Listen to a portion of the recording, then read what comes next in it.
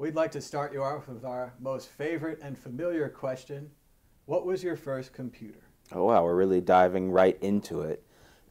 Technically, I mean, it was not mine, but the first computer that I did anything with was, of course, an Apple IIe at school.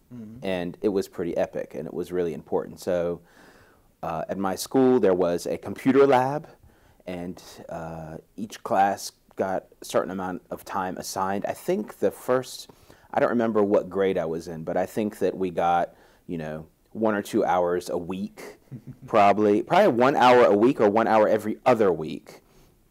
And sometimes we did assignments, and sometimes we could do whatever we wanted, which was actually pretty cool, because a lot of times, so if I remember correctly, there was a typing program, and actually I will give a lot of credit to the Apple IIe gamification typing program, to me being able to type with 10 fingers pretty well, actually.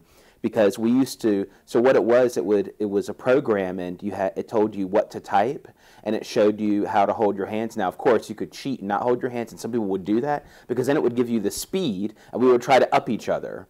Even though there was no centralized leaderboard, we would just be like, oh man, I got 105, and we'd be going like, A, B, A, B, A, S, S, S, S, S, S, But that was the first one, and actually, I really like to come back to that, because the way the Apple IIe worked was you turned it on, you took a floppy disk. Oh, you better put the disk in before you turn it on. No, I think, no, it was different. The Apple IIe, you turn it on, and it was the cool green screen style, and then you put the disk in, close the disk drive, and hit enter, and then the program starts. And that's all you have to do.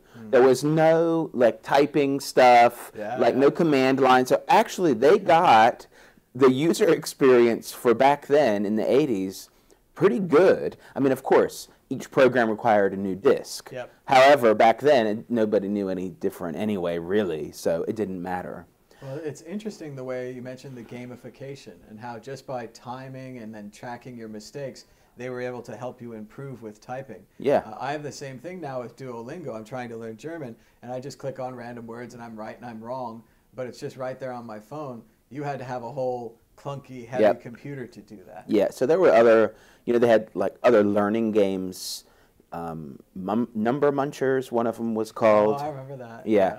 And but of course the classic, which is Oregon Trail, of course. Yeah. How can you teach young kids to internalize that manifest destiny is something to be glorified? It's pretty easy. You get them playing Oregon Trail from an early age, but it has good things, because you have to have a good budget for your supplies on the Oregon Trail.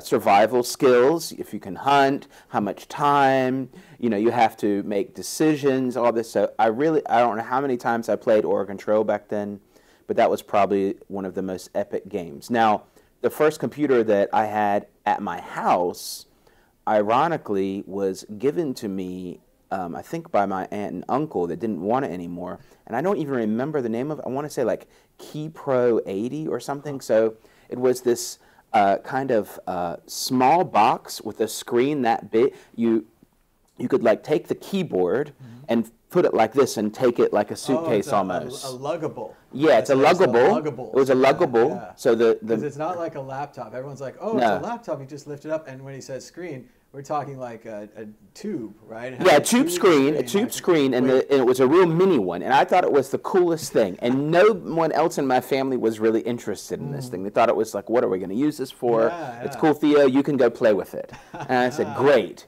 And it had I think it even had two. It might have had 1 or 2 disk drives, which was a big deal to have 2 in one. Like copy 2. Yeah, it might have had 2. But there were some programs that were on some of the discs.